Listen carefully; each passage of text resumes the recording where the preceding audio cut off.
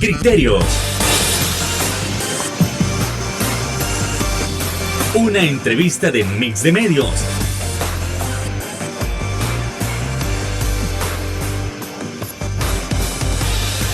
Que aborda frontalmente los problemas de El Salvador con los verdaderos protagonistas y plantea soluciones.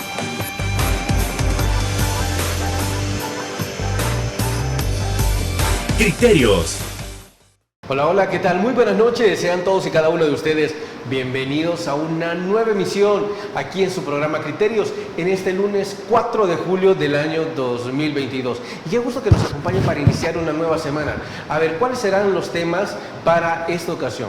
Bueno, vamos a analizar cómo está la situación de El Salvador en la en la Comisión Interamericana de Derechos Humanos. Además, vamos a estar analizando brevemente la situación en el caso de la migración irregular desde El Salvador hacia los Estados Unidos, entre otros temas de suma importancia. Ahora bien, ¿con qué lo vamos a analizar? Bueno, con nada más, nada menos que nuestra investigadora especialista en derechos humanos, Celia Medrano. ¿Qué tal? Muy buenas noches, qué gusto que nos acompañe. Buenas noches, un placer nuevamente estar con ustedes y lista para tocar los temas que usted ha enumerado al inicio de esta conversación. Ok, perfecto. Entonces vamos entrando en materia respecto a ese primer punto, como es la denuncia que se le ha hecho a El Salvador ante la Comisión Interamericana de Derechos Humanos. A ver, ¿esto cómo se puede ver? Tiene que ser un llamado muy fuerte hacia El Salvador. ¿Cómo respondió El Salvador? Y si no lo ha hecho, ¿debe hacerlo? Y en caso de no hacerlo, ¿qué consecuencias podría traer para nuestro país? No hay una denuncia aún contra el Estado salvadoreño. Eso es un procedimiento que muchas organizaciones de derechos humanos están por el momento agotando recursos. Agotando recursos en dos sentidos. Tenemos que entender el Sistema Interamericano de Derechos Humanos. El Sistema Interamericano de Derechos Humanos opera o debe de operar cuando se han agotado los mecanismos internos del país. Es decir, hemos recurrido a todas las instancias que deberían de garantizar de que no hubiese violaciones a derechos humanos o que si se violasen derechos humanos, los responsables fuesen investigados y proporcionalmente respondiesen ante la justicia de acuerdo a la gravedad de lo que han cometido a las víctimas y la reparación a las víctimas, que es fundamental. Por eso usted está observando que hay muchas organizaciones, Tutela Legal del Arzobispado, entre ellas María Julia Hernández, están presentando habeas corpus, por ejemplo, ante la Corte Suprema de Justicia. El habeas corpus es una figura en la que si una persona no se sabe dónde se encuentra o se encuentra en condición de desaparición forzada, es decir, ha sido detenida por autoridades o con aquiescencia de alguna autoridad, usted va a la Sala de lo Constitucional de la Corte Suprema de Justicia o a alguna otra instancia y dice: yo no sé dónde se encuentra mi familiar, no me quieren decir ninguna autoridad quién lo tiene, dónde está, y presenta un habeas corpus. Presentar el cuerpo, es decir, que la persona se sepa dónde se encuentra. Entonces ya van más de 100 habeas corpus presentados, de los cuales no hay respuesta por parte de la Sala de lo Constitucional de la Corte Suprema de Justicia. Algunas cámaras sí se han pronunciado a nivel local y eso es muy importante. Resumiendo, yo agoto los mecanismos internos y yo puedo demostrar ante la Comisión Interamericana de Derechos Humanos de que mi propio Estado, mis propias autoridades no me están protegiendo, yo busco una instancia supranacional que dé respuesta a la situación que estoy enfrentando. Entonces, lo que sucedió hace 2 semanas en la Comisión Interamericana de Derechos Humanos fue una audiencia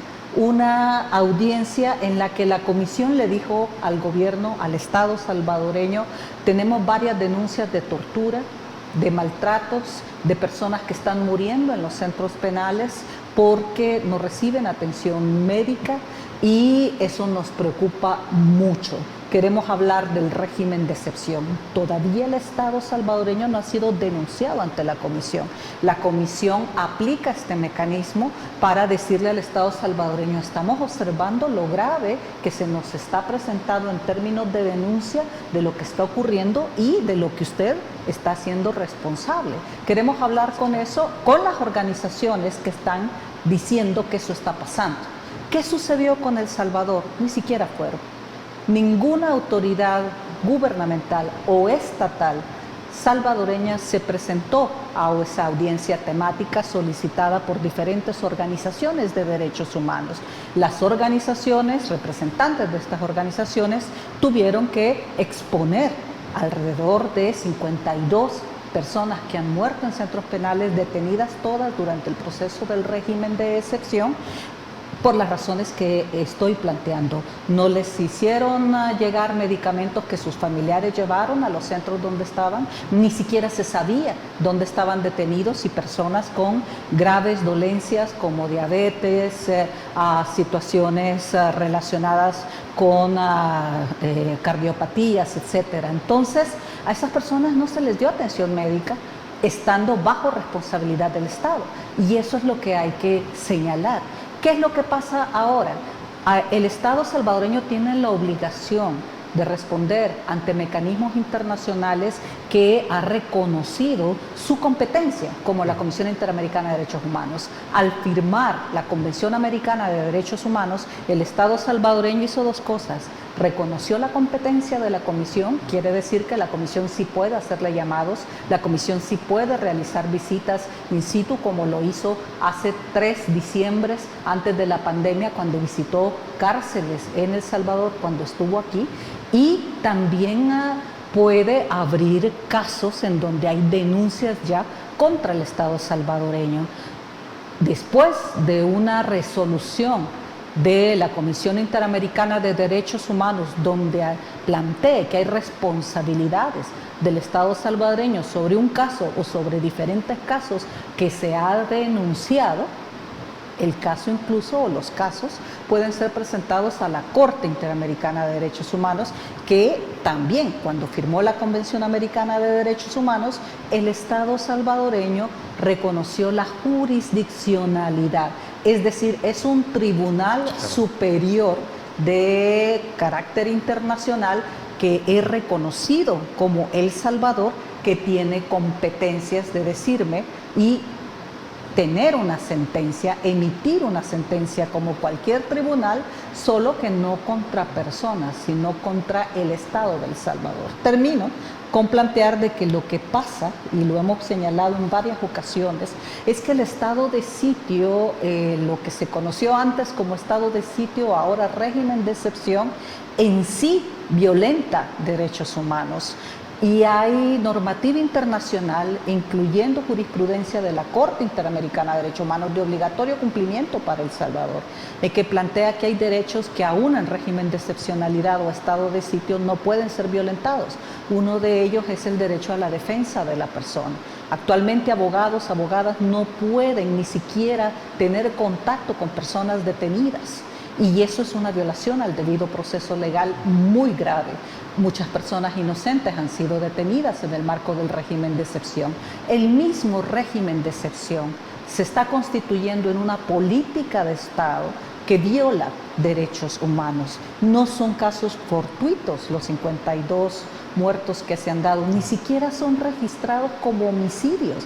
Gente que ha sido vapuleada, golpeada, que ha sido asesinada dentro de un centro penal por otros reos o bajo responsabilidad de los mismos custodios de este centro de detención, no son registrados como homicidios en las cifras oficiales. ¿Por qué? Se han sido asesinados de manera violenta, con un agravante, y es que están bajo la responsabilidad del Estado.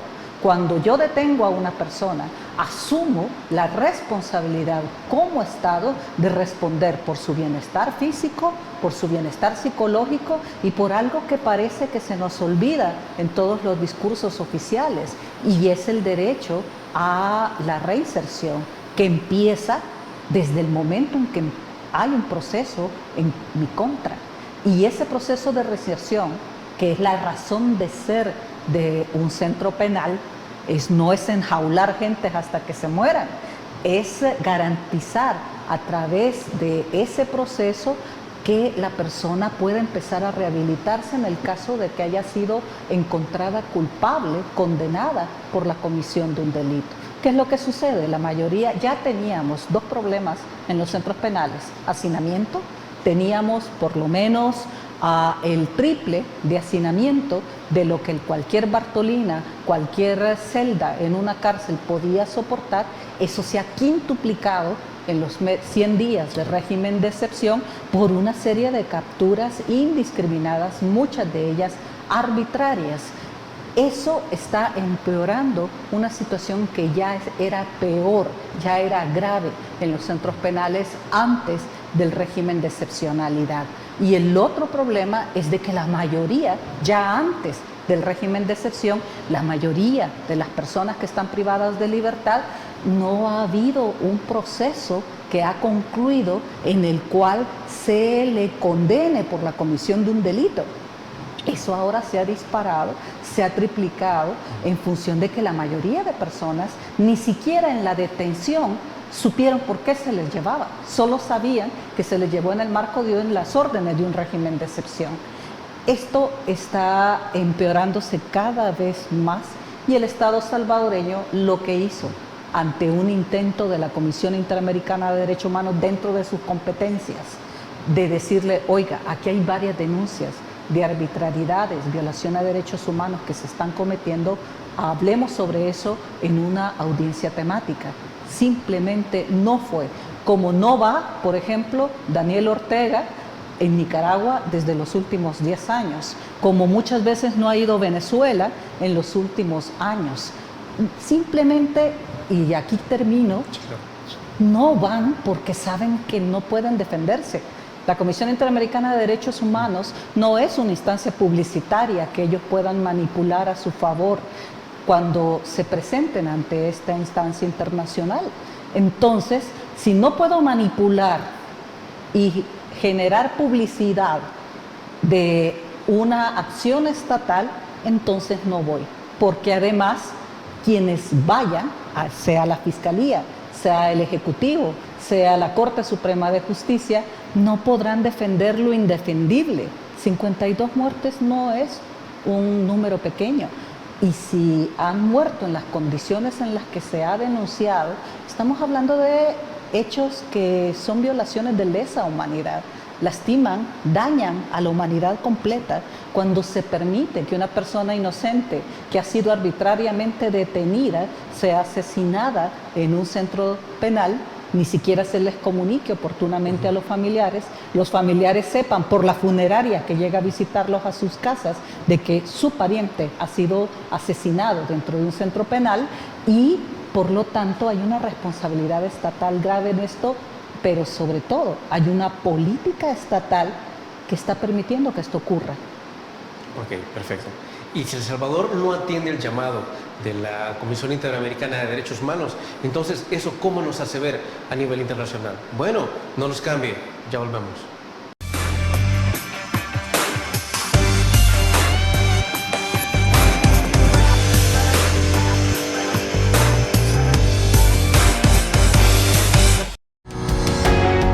Samvar, una empresa que cree en la sostenibilidad ecológica y en la cultura de productos biodegradables en El Salvador, decididos a proveer las mejores soluciones en limpieza, porque cuidar el medio ambiente es tarea de todos.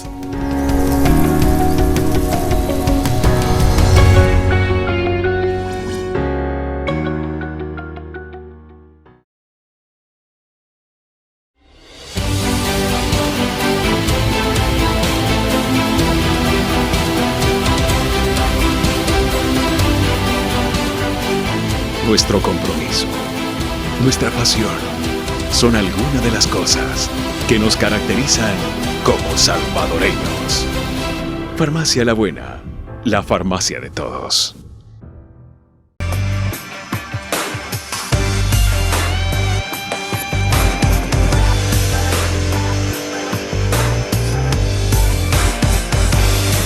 Muchísimas gracias por continuar con nosotros. Vamos a seguir analizando la situación de El Salvador ante la Comisión Interamericana de Derechos Humanos. A ver, si ya se habló y ya se analizó respecto a cuál es la situación sobre por qué el llamado a la comisión, entonces, si no se atiende el llamado, ¿esto cómo nos hace ver a nivel internacional? ¿Nos pone al nivel de Nicaragua? ¿Nos pone al nivel de Venezuela? ¿O realmente cuál es la imagen que El Salvador está proyectando a nivel de derechos humanos? Licenciado. El Salvador ha sido conocido a nivel mundial porque tuvo uno de los conflictos armados más cruentos en la historia. Ha sido conocido porque tiene en su haber una de las masacres más fuertes, que es la masacre del Mozote en toda América Latina. Ha sido conocido por haber asesinado a un arzobispo, ahora santo, Monseñor Óscar Arnulfo Romero, y ha sido conocido por ser uno de los 3 países en Centroamérica de mayor nivel de muertes violentas durante el 2015, 2016, 2017. Ahora se nos está planteando desde el discurso oficial de que se debe a esta actual gestión gubernamental el descenso de homicidios. No es cierto. El descenso de homicidios se ha registrado tanto en Honduras, Guatemala y El Salvador desde el 2016-17 en adelante, después de haber vivido uno de los niveles más altos de homicidios en el país. Estos fueron bajando en todo el Triángulo Norte.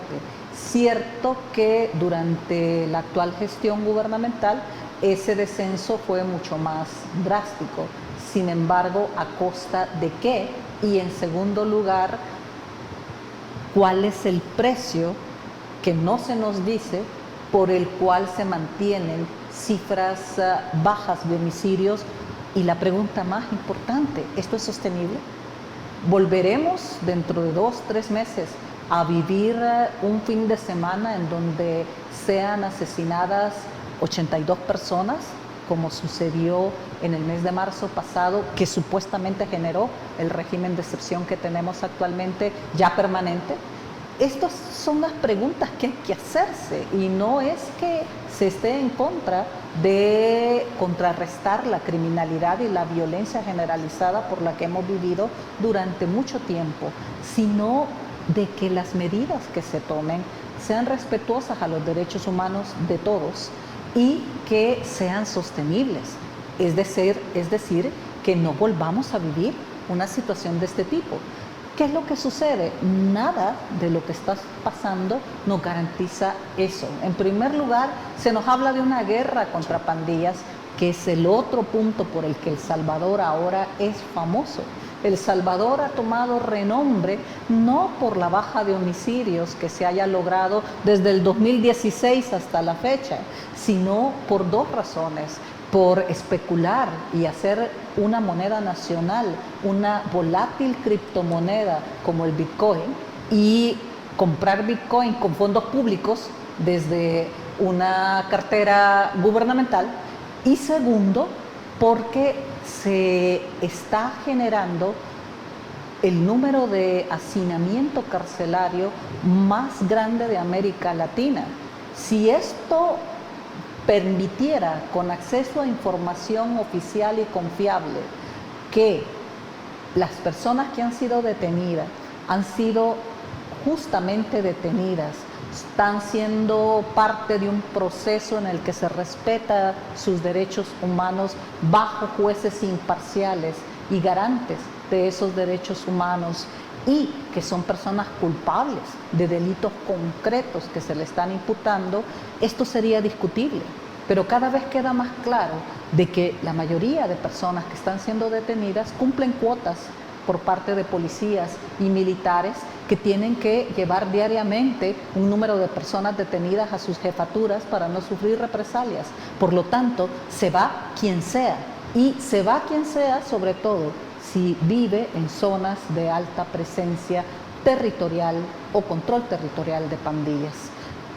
El Salvador entonces se está viendo como un país que de manera brutal ha quebrado toda la poca institucionalidad democrática que existía y que la sigue lesionando, que la sigue erosionando, sin lograr garantizar que esto represente seguridad de manera sostenible a sus pobladores.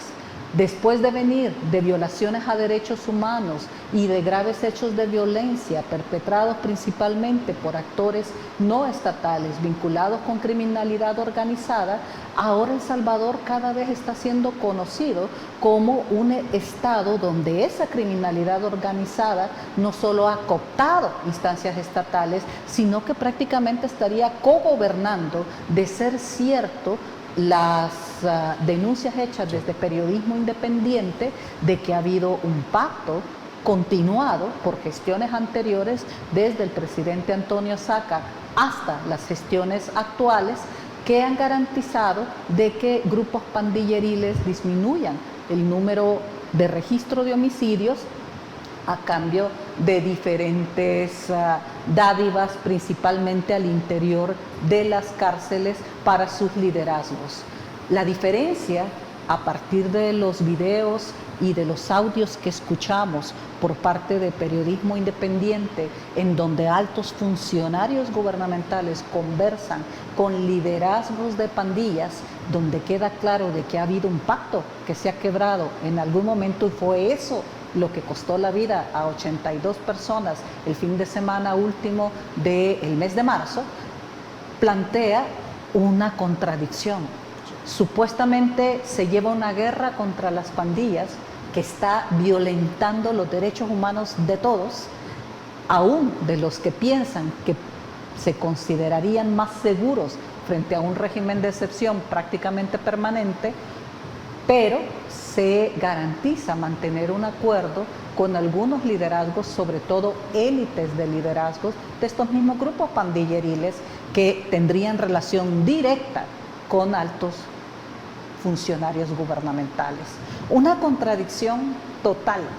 Y en ese marco se nos engaña y se nos dice que está bien que se violen los derechos humanos de otros para garantizar nuestros propios derechos. No hay una mentira más grande que esa. No podemos considerar que nuestros derechos valen más que los de otros y que para garantizar nuestros derechos, entre ellos nuestra propia seguridad, se violan los derechos humanos de otros. Y cometemos un grave error al pensar de que nunca nos pasará a nosotros. Sí. Consideramos de que les está pasando a otros, a otras, y hacemos oídos sordos a las denuncias de gente que en estos momentos tiene familiares que no están vinculados con ningún tipo de acto delincuencial, que están ya meses en centros penales bajo situaciones muy graves de alimentación, de seguridad, en donde muchos de ellos han sido asesinados o han muerto por falta de atención médica adecuada. Partiendo de eso, El Salvador está pasando a la historia como una gestión gubernamental que destruyó cualquier estructura de carácter democrático en el país, que ha instaurado una dictadura moderna, un perfil autoritario, una dictadura blanda, le llaman algunos analistas, caracterizada por la desinformación, focalizarse en venerar a un liderazgo determinado y en destruir y atacar cualquiera que se considere opositor político. Partiendo de eso, estamos siendo un país prácticamente de laboratorio en donde se pueda comprobar cómo se desmantela una democracia y cómo se instauraría lo que muchos analistas, repito, llaman dictaduras blandas. Partiendo de eso, hay no solo preocupación por parte de la Comisión Interamericana de Derechos Humanos frente a lo que nos está pasando actualmente.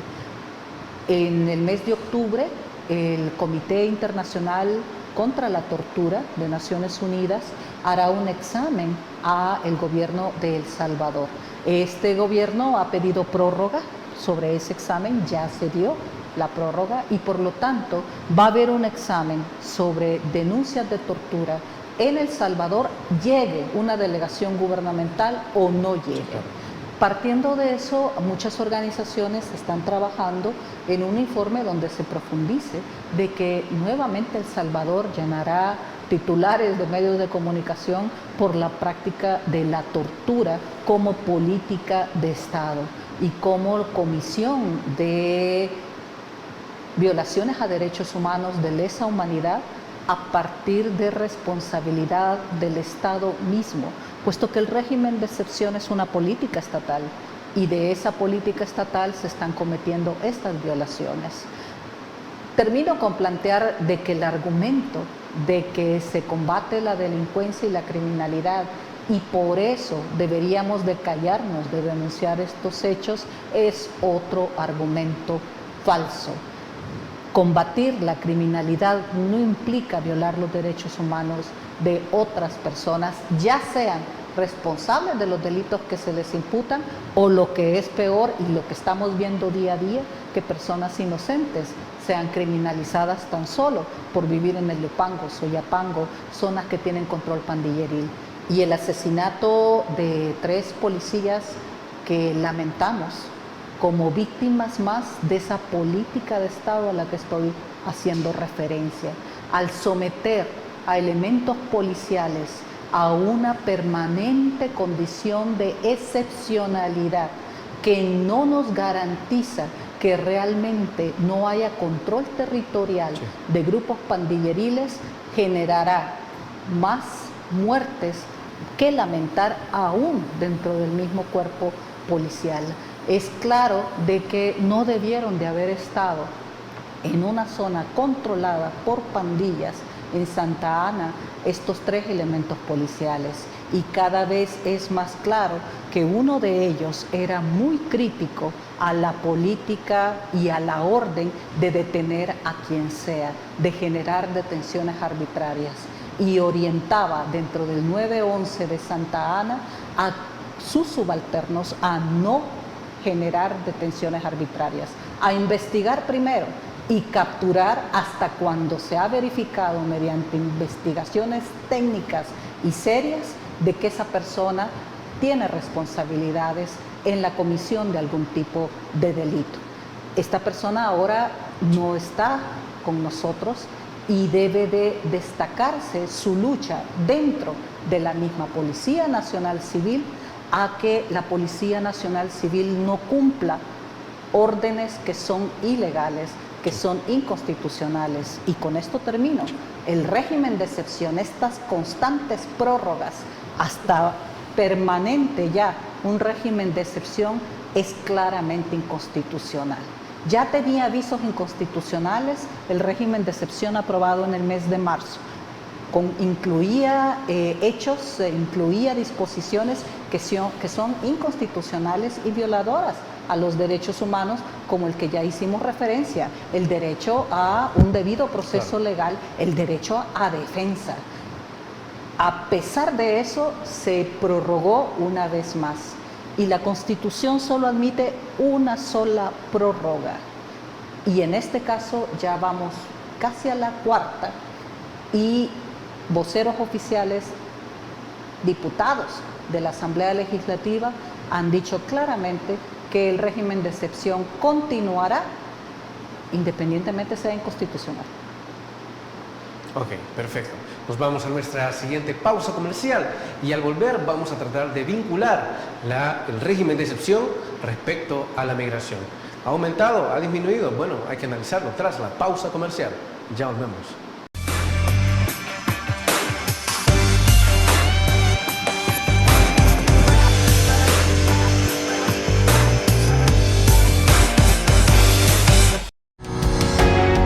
Samvar, una empresa que cree en la sostenibilidad ecológica y en la cultura de productos biodegradables en El Salvador, decididos a proveer las mejores soluciones en limpieza, porque cuidar el medio ambiente es tarea de todos.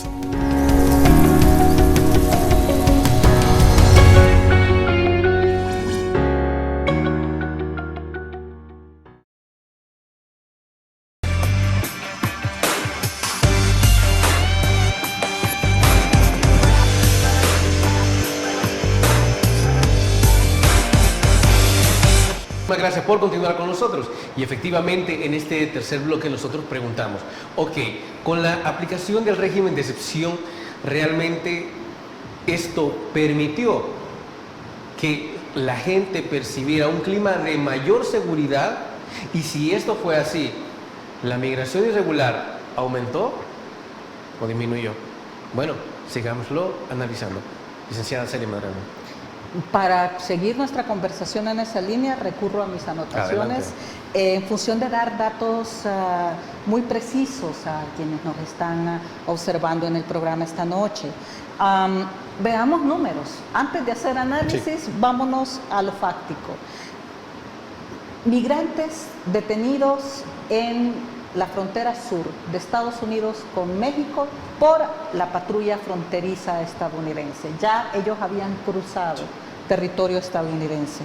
En el 2019, en el caso de El Salvador, fueron 233.812 salvadoreños y salvadoreñas detenidos. Esto bajó drásticamente en el 2020. Fueron detenidos a 52.594 migrantes salvadoreños intentando cruzar la frontera, ya en territorio estadounidense. En el 21 estamos hablando de 107.451, datos actualizados hasta el mes de abril de este año.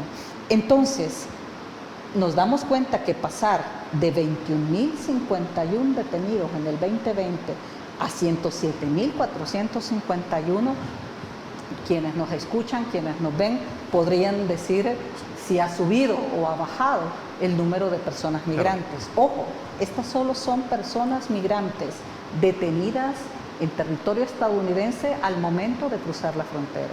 No estamos hablando de números de personas migrantes detenidas que hayan estado más de un año de manera irregular en Estados Unidos. Esas cifras todavía no están. Y tenemos que preguntarnos si fueron detenidos 107.451 migrantes salvadoreños en la frontera sur de Estados Unidos en el 2021, ¿cuántos lograron pasar? Y ese es un dato que muchas estimaciones nos plantean de que podría ser el mismo número los que sí lograron pasar. ¿Cómo se estima ese dato? Se estimaría, por ejemplo, con comunicaciones de personas, llamadas telefónicas. Voy por México, ya crucé la frontera, ya llegué a Los Ángeles y el envío de remesas. Ya estoy mandando el primer dinero. Y también se calcula si había 10 salvadoreños en un condado de Los Ángeles el mes pasado y este mes se vuelve a hacer ese censo y hay 10 salvadoreños más, es que cruzaron la frontera y ya están en territorio estadounidense, en condición regular o en condición irregular. Entonces, este dato es muy importante, es mucho menos en los 3 años, tanto en el 19, 20 o 21, que guatemaltecos o que hondureños. El número de hondureños detenidos en el 2021 en las mismas condiciones por la patrulla fronteriza fue de 334.744. Las cifras son altísimas. Estamos hablando de más de 100.000 personas detenidas en el caso salvadoreño y de casi 350.000 personas en el caso hondureño. Y lo mismo en Guatemala, etcétera. Entonces, ¿nos estamos yendo más? Probablemente sí. Pero hay un dato que vale la pena establecer y es el número de deportaciones. Las deportaciones son mucho más bajas. En el caso de salvadoreños detenidos y deportados por año, a ver, acabamos de hablar que son más de 100.000 en el 2021, año fiscal estadounidense, septiembre a septiembre. En el año enero-diciembre del 2021, solo fueron deportados de salvadoreños migrantes 8.777. A ver, ¿dónde estamos?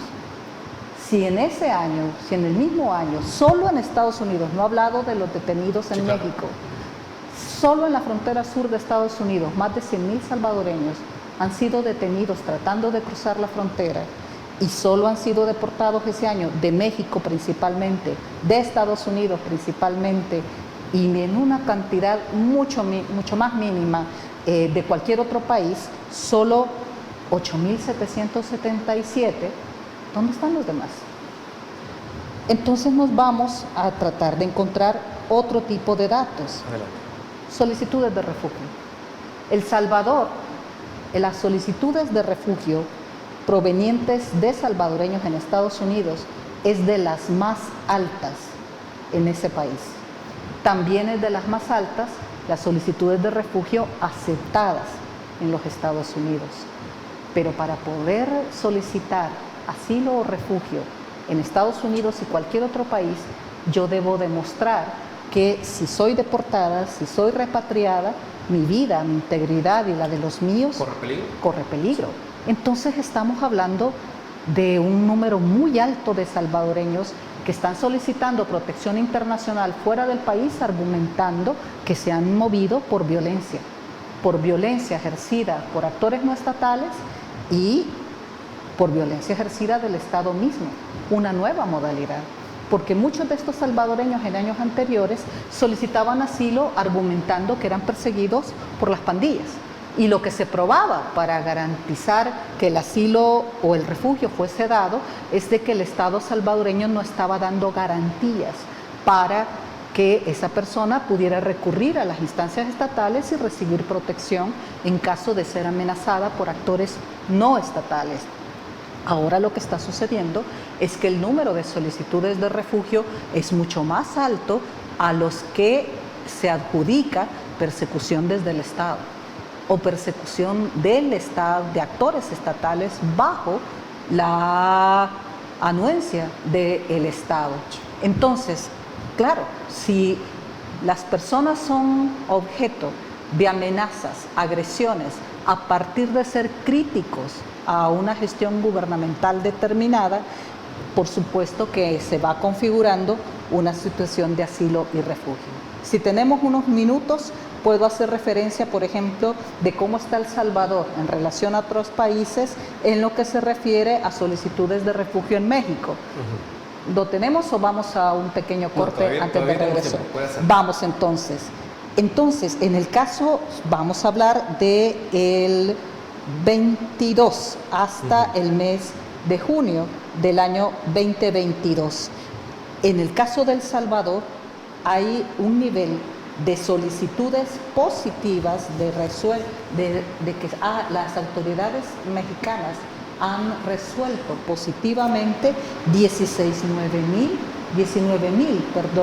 solicitudes de refugio. De esas solicitudes, 12,000 han tenido otro tipo de medidas alternativas de protección y han sido denegadas hasta el momento, en el caso de El Salvador, únicamente 4,451. ¿Dónde estamos entonces? Se nos detiene cuando nos vamos, pero no regresamos deportados, o repatriados al mismo momento. Nos quedamos solicitando protección internacional en otros países. Termino con decir que tanto en Estados Unidos como en México, que es donde más pedimos refugio y asilo, también lo estamos haciendo en Italia, lo estamos haciendo en Inglaterra. En el caso de Inglaterra, han tomado la medida de pedir visa a los salvadoreños, algo que no se exigía apenas hace unos meses. ¿Por qué han tomado esa decisión el gobierno del Reino Unido?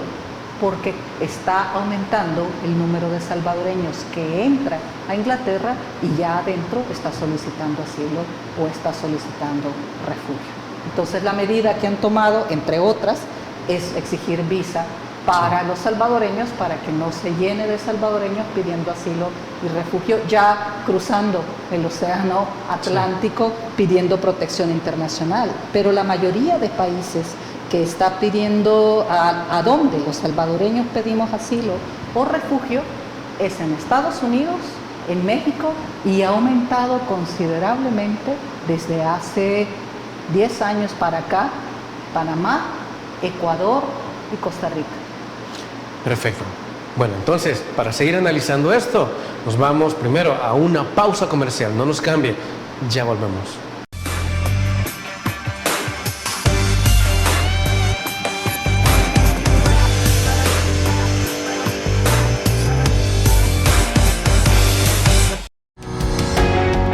Samvar, una empresa que cree en la sostenibilidad ecológica y en la cultura de productos biodegradables en El Salvador, decididos a proveer las mejores soluciones en limpieza, porque cuidar el medio ambiente es tarea de todos.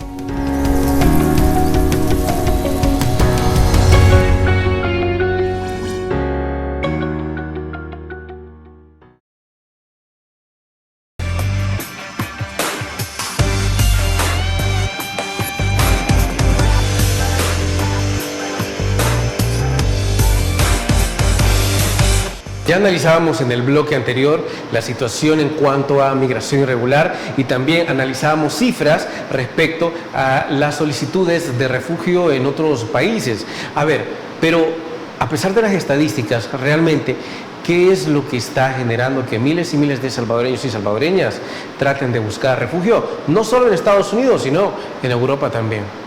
Licenciada. Estábamos platicando precisamente en el segmento anterior de que si nos detienen a más de 100,000 salvadoreños tan solo en 12 meses, en los últimos 12 meses, por la patrulla fronteriza estadounidense, ¿cómo es que no vienen deportados desde Estados Unidos 100,000 salvadoreños? Y la posible respuesta, o una de las posibles respuestas, es de que nos quedamos solicitando asilo o refugio en México o en Estados Unidos. Actualmente en Estados Unidos la Corte Suprema de Justicia o su homóloga en Estados Unidos ha resuelto que el presidente Biden puede por fin cancelar el programa Remain in Mexico. Este programa durante toda la época Trump y hasta estos primeros 2 años de gobierno del presidente Biden ha permitido de que personas que son detenidas en la frontera sur de los Estados Unidos sean devueltas no a su país, puesto que su argumento es de que si regresan a su país pueden sufrir graves daños a su integridad o hasta la muerte, pero se quedan en ciudades aún más peligrosas o igual de peligrosas que El Salvador. Se quedan en Tijuana, por ejemplo, se quedan en Ciudad Juárez, incluso se levantan albergues provisionales, refugios provisionales de personas que ya están cumpliendo 2 años prácticamente de esperar en estas ciudades altamente peligrosas bajo condiciones muy difíciles, con pocas alternativas para recibir ayuda en concepto de emergencia humanitaria, y esperan a que haya la posibilidad de que les den un número en la frontera de Estados Unidos para solicitar refugio de acuerdo a la legislación, a la normativa estadounidense. Esto de paso violenta toda normativa internacional en materia de protección internacional de derechos humanos. Si yo crucé la frontera y estoy solicitando asilo o refugio en el territorio del país donde estoy haciendo mi petición, esa solución, esa respuesta, ese trámite, esa gestión debe de desarrollarse dentro del país donde yo he pedido esa protección internacional. No me mandan a otro país a esperar esa condición. Diferente es que yo haya pedido asilo o refugio en otro país, para que se me brindase y mi gestión se desarrollase dentro del mismo país. Pero ¿cómo voy a pedir yo asilo en un país donde mañana o pasado van a matarme o van a dañar gravemente a mi familia o a mí misma? Yo tengo que salir del país y empiezo a pedir refugio cuando llego al país donde quisiera quedarme a vivir, o donde llego a cualquier otro país, o cuando se me detiene y pido que no me devuelvan, que no me retornen, que no me deporten, porque mi integridad está en riesgo si soy devuelta de manera involuntaria a mi país de origen. Entonces, lo que ha hecho la autoridad estadounidense es, a través de programas como Remain in Mexico, no me mandan a mi país, pero me mandan a un país donde también es alto el número de migración hacia los Estados Unidos de mexicanos y donde también son altos los índices de violencia, sobre todo en las ciudades fronterizas, repito, como Tijuana. Entonces, Ya allí hay una situación grave de violaciones a derechos humanos, pero esta Corte Federal ha autorizado al presidente Biden a ya cancelar el programa Remain en México. ¿Qué implica eso? Va a haber agilidad en las gestiones de personas que han estado 2 años esperando tener la oportunidad de pedir protección internacional en Estados Unidos. Difícilmente.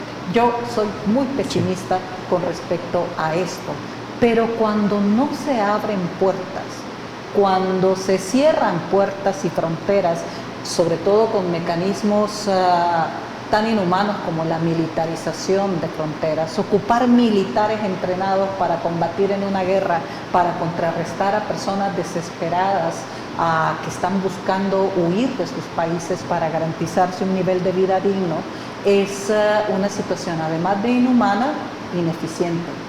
La gente se va porque necesita irse. Mucha gente no quisiese dejar su país, pero tiene que irse porque su país no le garantiza el poder tener niveles de vida digna o de vida segura, y eso las obliga a migrar. Mientras eso existe en nuestros países, la migración seguirá yendo principalmente a los Estados Unidos. No hay muro ni fuerza militar que pueda contenerlo.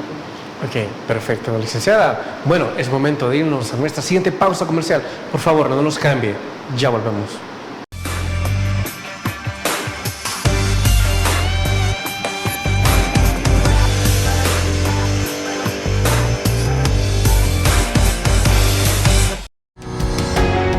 Samvar, una empresa que cree en la sostenibilidad ecológica y en la cultura de productos biodegradables en El Salvador, decididos a proveer las mejores soluciones en limpieza, porque cuidar el medio ambiente es tarea de todos.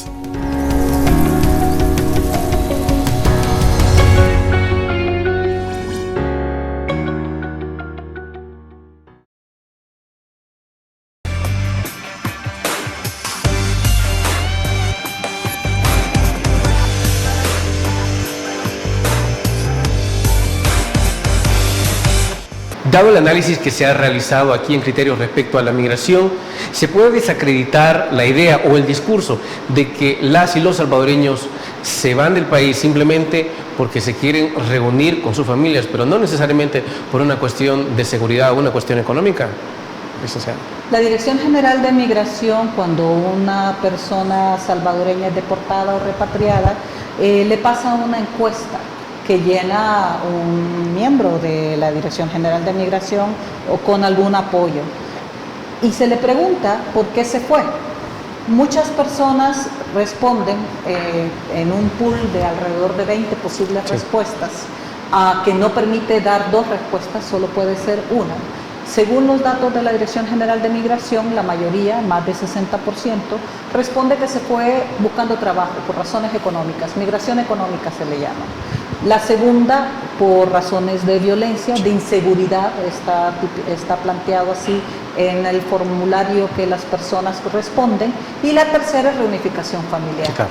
Al dar lugar solo a una posible respuesta, se niega desde el formulario mismo tratar de entender la multicausalidad de la migración. Nunca es solo una sola razón. Y las personas responden, aquellas que responden, muchas prefieren no responder. Las personas responden que se fueron porque buscaban trabajo. Sin embargo, una entrevista a profundidad permite decir de que esa persona se quedó sin trabajo porque fue extorsionada por un grupo pandilleril que controlaba su comunidad y al no poder pagar tuvo que dejar su comunidad y se quedó sin el medio de subsistencia, que era un taller automotriz, una venta de comida, una cafetería. La reunificación familiar. La pregunta es, si me voy para reunificarme con mi madre, con mi padre, con mi tío, con mi hermana, ¿por qué esa reunificación no se realiza en El Salvador? ¿Por qué entonces esa hermana, esa madre, no pueden generar esa reunificación familiar que tanto deseamos en el país? ¿Por qué la reunificación solo es en una dirección? Y es de que la persona tenga que irse a Estados Unidos y a México principalmente para que esa reunificación se dé. Por la misma razón, no hay condiciones en El Salvador que garanticen a las personas una vida digna y mucho menos una vida segura. Licenciada Celia Medrano, muchísimas gracias por habernos acompañado en esta noche. Ha dado un planteamiento sumamente interesante y le agradecemos que haya aceptado nuestra invitación. La agradecida soy yo y a la orden siempre de compartir con quienes ven este programa las noches que se transmite. Así sea, y a ustedes, amigos y amigas televidentes, gracias por habernos sintonizado una vez más. Recuerde, el criterio más importante en todo aspecto siempre lo va a tener usted. Que descanse. Criterios. Una entrevista de Mix de Medios.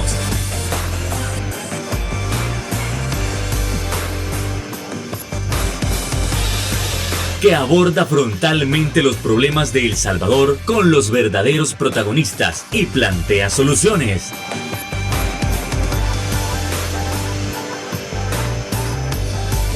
Criterios.